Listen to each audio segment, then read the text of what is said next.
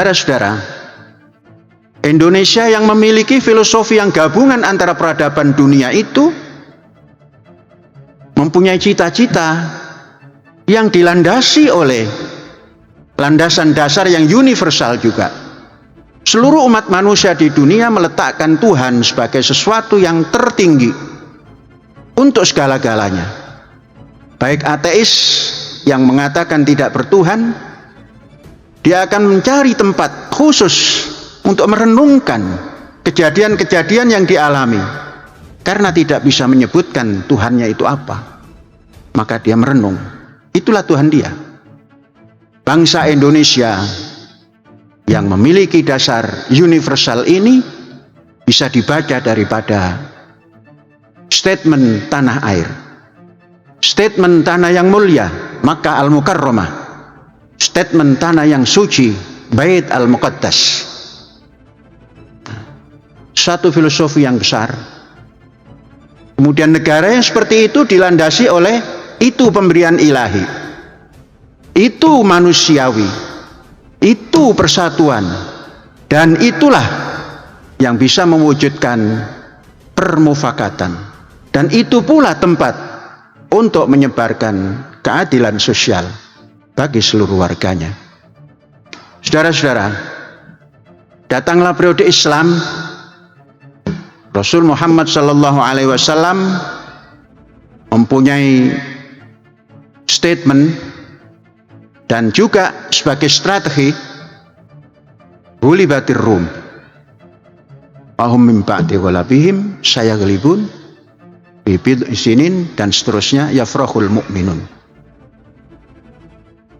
Setelah Rom dikalahkan dan versi mengintervensi Yerusalem dan Yahudi berdiaspora kemana-mana,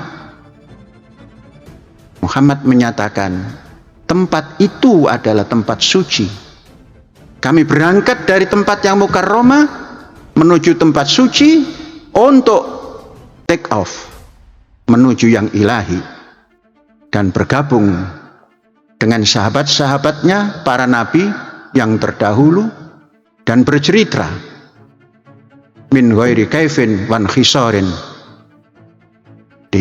Kalau Ahmad Al-Marzuki mempunyai kidung yang mengatakan wa qabla hijratin nabi al-isra bi Makkatin lailan li qudusin yudra wa ba'da isra'in urujun lis-sama hatta ra'an nabiyyu rabban kallama min ghairi kaifin wan khisarin waftarat alaihi khamsan ba'da khamsina farad.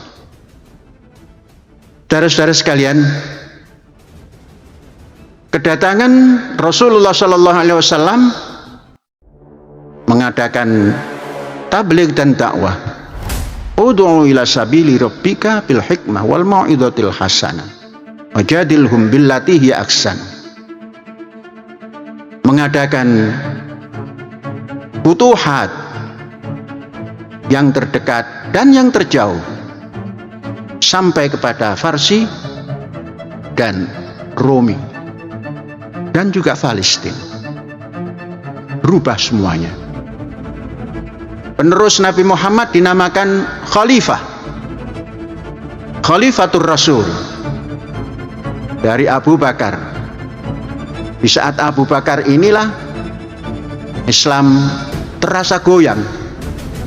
Para murtadin tidak mau melaksanakan zakat dan ingkar semua.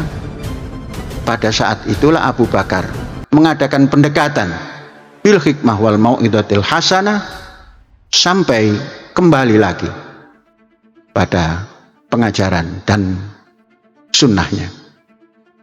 Dilanjutkan oleh Umar, terus mengantar ekspedisi untuk futuhat. Terkenallah kita Khalid bin Walid, yang kemudian untuk supaya tidak terlalu besar pengaruhnya diganti oleh Usama. Kemudian Umar terbunuh, dilanjutkan oleh Utsman, masih memegang Khalifatur Rasul. Utsman terbunuh, dipegang oleh Ali, masih berpegang pada Khalifatur Rasul. Setelah itulah saudara-saudara, terjadi macam-macam perkembangan. Ada Bani Umayyah yang klan daripada Abu Sufyan, yang tatkala hidupnya menjadi penghalang suami istri terhadap Muhammad Rasulullah. Dan oleh Rasulullah Muhammad SAW setelah Futuh Makkah diposisikan sebagai orang terhormat. Dan setelah Khulafaur Rasyidin, dia mengiklankan sebagai khalifah. Kemudian membentuklah Bani yang sudah tidak lagi seperti Khulafaur Rasyidin. Semua diambil daripada klan Umayyah. Sampai datang Abbasiyah. Abbasiyah diambil dari paman Rasul, yakni Hamzatu ammuhu wa Abbasun kadza. Paman Nabi itu namanya Hamzah, juga Abbas. Keluarlah Abbasiyah. Tampil dari Khurasan, Abu Muslim Al-Khurasan dari Irak, Iran atau Persia bagian selatan. Kemudian mengangkat klan daripada Abbas yang kemudian menjadi Abbasiyah, termasuk juga kerajaan yang berdasar klan. Saudara-saudara, dari Abbasiyah ini terjadi pertikaian dengan Umayyah.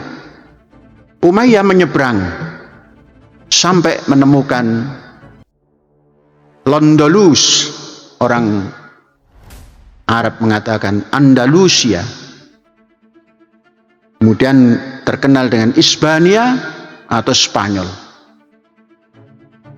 Di barat ada kekuasaan Umayyah yang tidak terjangkau oleh Abbasiyah. Di timur dikuasai oleh Abbasiyah, yang kesemuanya sudah lepas daripada sistem kekhilafahan yang dilakukan oleh Khulafaur Rasyidin. Saudara-saudara sekalian, dari Abbasiyah tumbuh pula Fatimiyah di Mesir. Sejak Fatimiyah inilah maka periode selanjutnya